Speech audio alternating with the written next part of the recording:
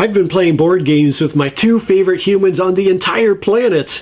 We had a particularly epic weekend recently, and I'm excited to tell you about it.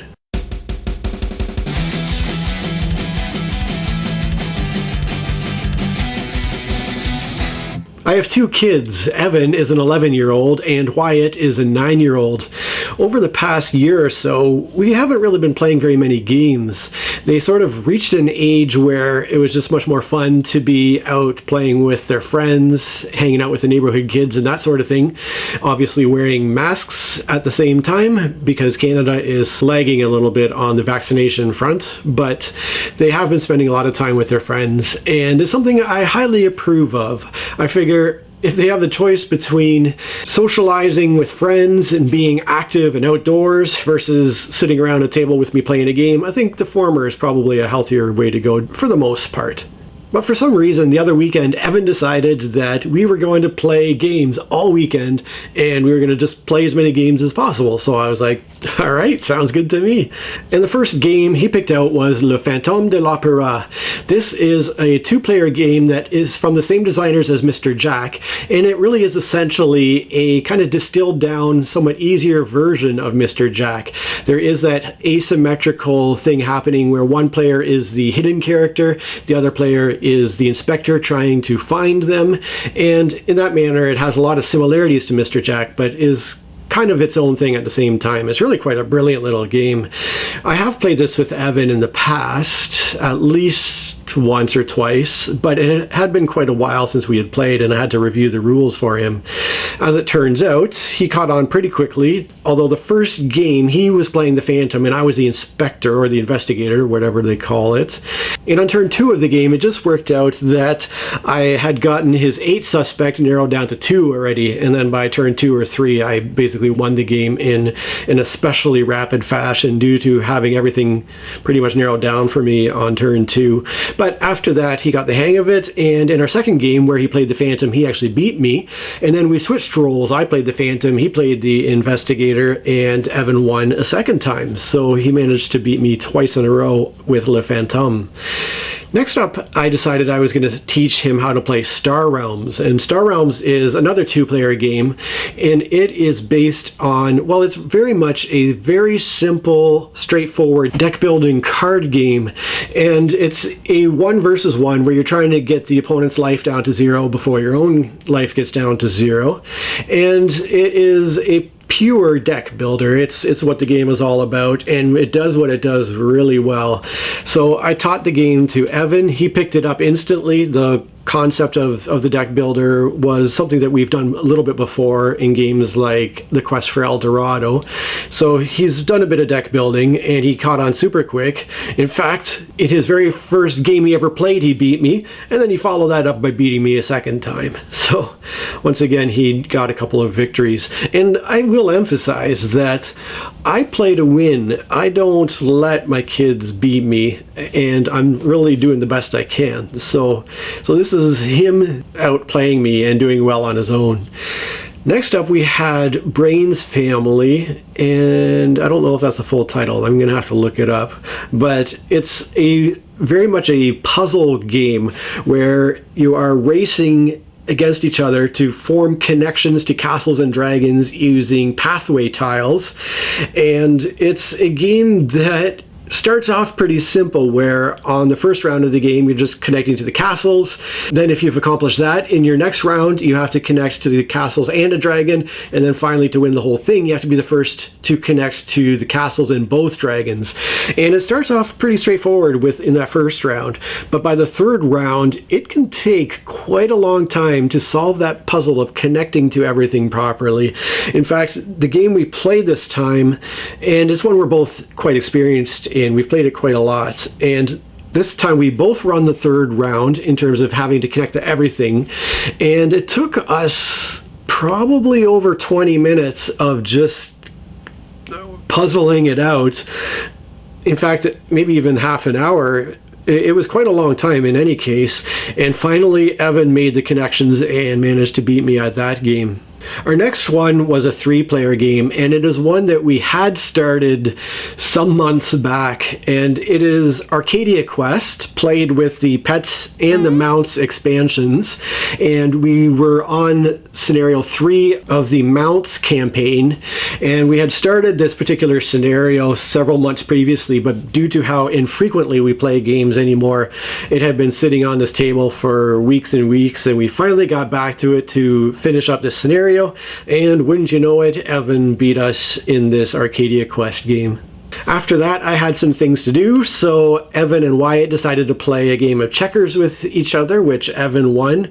And then what really pleased me was they decided that just the two of them were going to play Century Golem Edition together, which is another deck building based game. It's sort of deck building, resource collection, card management. There's a few other things built into there, not just deck building. But in any case, it's a very fun little card based game that we've played as a family in the past, and so I just had to refresh Evan and Wyatt on the rules, and then the two of them sat down together and they played the game, and Evan was victorious in that particular one. Finally, to wrap up Saturday, we had another 3-player game, and this time it was the Quest for El Dorado. This is a racing game that is built all around deck building, so you're using your cards to move along the pathways, and you are using a deck building mechanism to build up your hand of cards. It's very simple and very fun, and Evan was victorious in our 3-player game. So that wraps up the Saturday. Before we get into Sunday, I just want to send out a really quick and really big thank you to my Patreon supporters, particularly to my higher tier supporters, Joanna and Paul. As always, it really means the world that people have my back and are willing to help me try to accomplish my goals, so thank you very much. On Sunday, Evan wanted to play more Star Realms, so while I was getting ready to set it up for him, I thought I would bring it up on the computer because I have the Steam version of Star Realms, and I thought I would let Evan have a chance to play against the AI. So Evan played a game of Star Realms where he beat the AI while I was setting up, and then he and I played another game, and this time I finally won a game, so I beat him in this round of Star Realms. After that, the three of us pulled out the Quest for El Dorado again, and we played another 3-player game, and Wyatt won that particular race quite handily, actually. In our previous game on the Saturday, all three of us had made it to the finish on the same turn, but Evan had won the tiebreaker. This time around, Wyatt was a good distance ahead of the two of us and had a decisive victory. After that, we did another 3-player game. This time we played Nexus Ops, which is a game I had taught the kids and only played with them one previous time. As we got into the game, it became clear that Evan was getting trounced, that I was probably doing the best, and Wyatt was somewhere in the middle. So I said to the kids, I think I had about 6 victory points, and Wyatt probably had about 6 and Evan had about 1, something like that. I said to the kids, all right, if you two can team up and get to 12 victory points before me, then you can have a shared victory. So from that point on, they worked together as a team, and this game is a very stripped down, simple 4X style game. Explore, expand, exploit, and exterminate, where you're starting with a few little military units, you're getting out into the world, building up your army, and trying to conquer the other players. And so, as it turns out, after we combined Evan and Wyatt's teams, Wyatt got like 5 victory points in a single turn, something crazy, and he and Wyatt ended up winning before I could get even one more victory point. And then we finished up Sunday with Evan and I playing 2 more games of Star Realms, and this time we each won one. Evan won the first one, and then I won the second one. The big hit of the weekend definitely was Star Realms. Even Monday morning, Evan was like, can we just get in one quick game before school starts? And so we shuffled up the cards and dealt out another game of Star Realms and have continued to play it together. Eventually I did teach it to Wyatt, and he and Evan did play together, just the two of them, so that was pretty cool too. But in terms of the win rates overall, I had the lowest win percentage of the three of us. I won 3 out of the 13 games I played.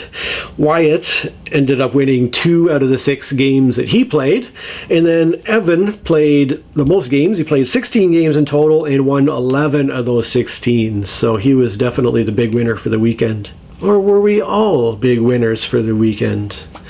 I would say so.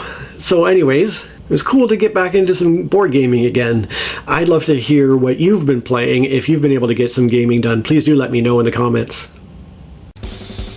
Hey, it's Josh. You know why I'm here. Sometimes you just need that friendly reminder to give a little thumb up, to subscribe to the channel, to share the video with somebody who would enjoy it. Thanks so much for watching. Cheers. I have two kids. I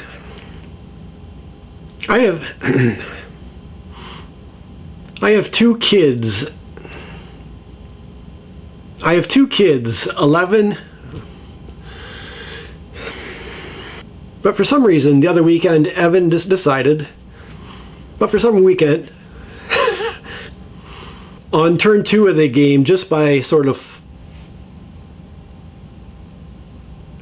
and on turn 2 of the game, it just, then in round 2, we were on Sunday, Evan decided to have his chance to play.